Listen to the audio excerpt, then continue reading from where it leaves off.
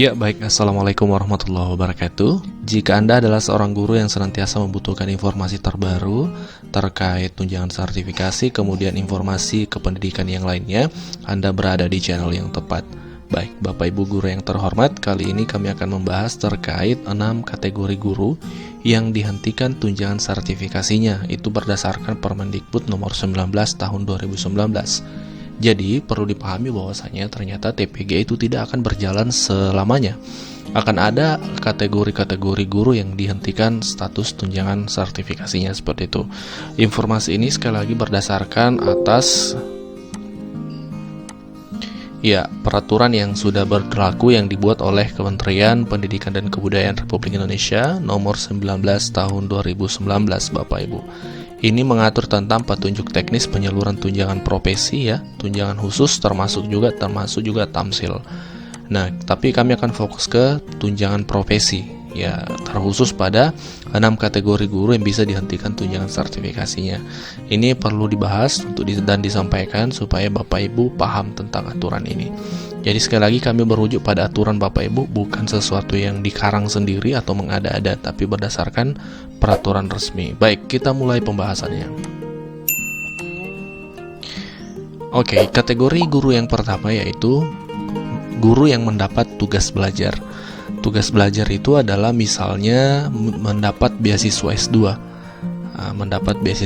Misalnya guru yang bertugas di salah satu sekolah, kemudian mendapat misalnya pendidik beasiswa atau kuliah S2 di suatu tempat dan menggunakan tugas belajar ini tugas belajar biasanya dikeluarkan oleh BKD dengan mekanisme tertentu seperti itu, maka itu TPG-nya atau tunjangan sertifikasinya seperti itu akan di stop.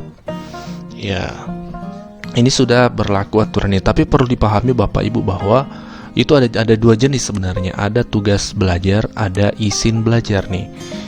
Bagi Bapak Ibu guru perlu memahami ini karena bisa jadi besok atau lusa Bapak Ibu dapat beasiswa, ini perlu dipahami. Jadi tugas belajar itu adalah di mana Bapak Ibu diberikan misalnya mendapat beasiswa kemudian dibebas tugaskan sepenuhnya dari tugasnya mengajar di sekolah. Itu maksudnya tugas belajar. Jadi sepenuhnya fokus ke misalnya ke kuliahnya. Tidak lagi ada kewajiban di sekolahnya sebagai guru dengan segala aktivitasnya.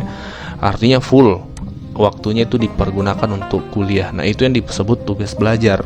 Nah, ketika Anda mendapat tugas belajar ini, SK tugas belajar ini, maka ini TPG-nya dihentikan. Tapi perlu dipahami juga ada yang namanya izin belajar.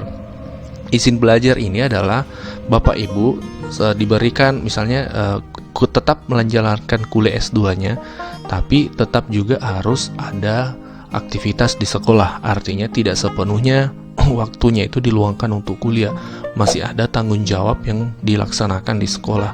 Biasanya izin belajar ini digunakan ketika kampus dengan sekolahnya itu tidak berjauhan seperti itu. Biasanya menggunakan izin belajar. Tapi kalau misalnya S2-nya jauh, pasti biasanya dipakai tugas belajar seperti itu.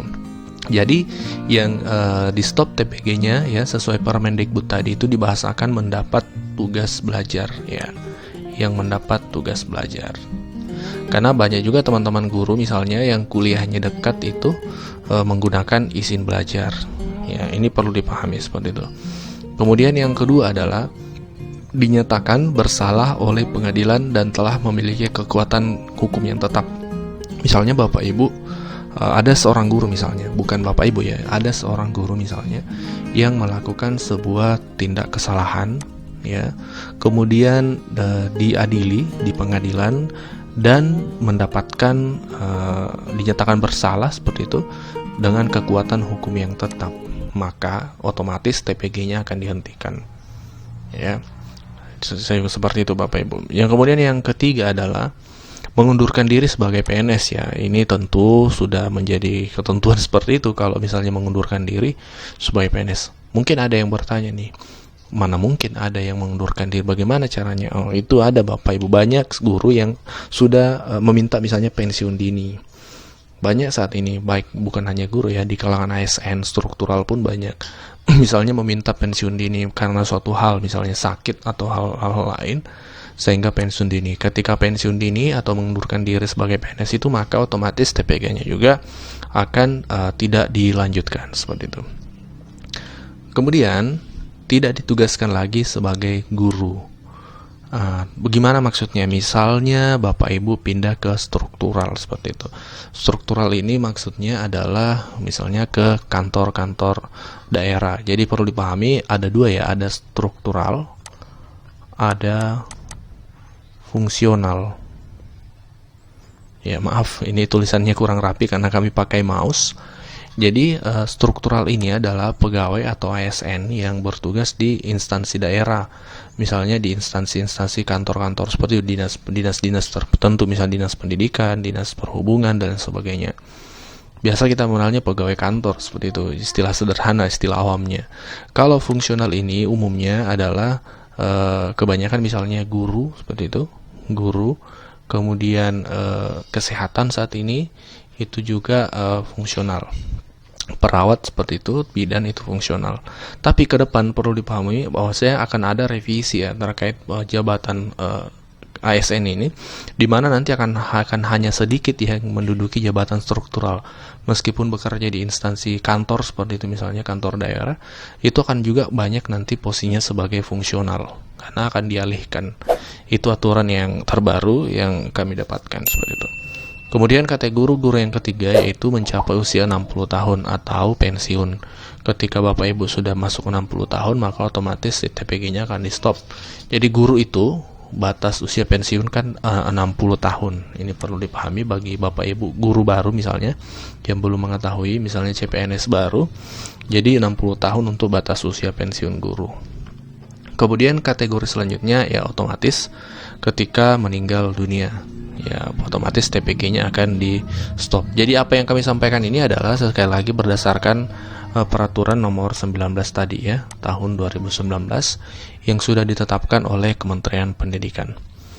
Nah, untuk informasi tambahan bagi Bapak Ibu guru, kami akan menyampaikan terkait jadwal pencairan tunjangan profesi guru atau tunjangan sertifikasi dari triwulan ke triwulan, terutama bagi Bapak Ibu guru yang belum mengetahui atau guru baru ya atau CPNS baru, bisa semoga informasi ini bermanfaat.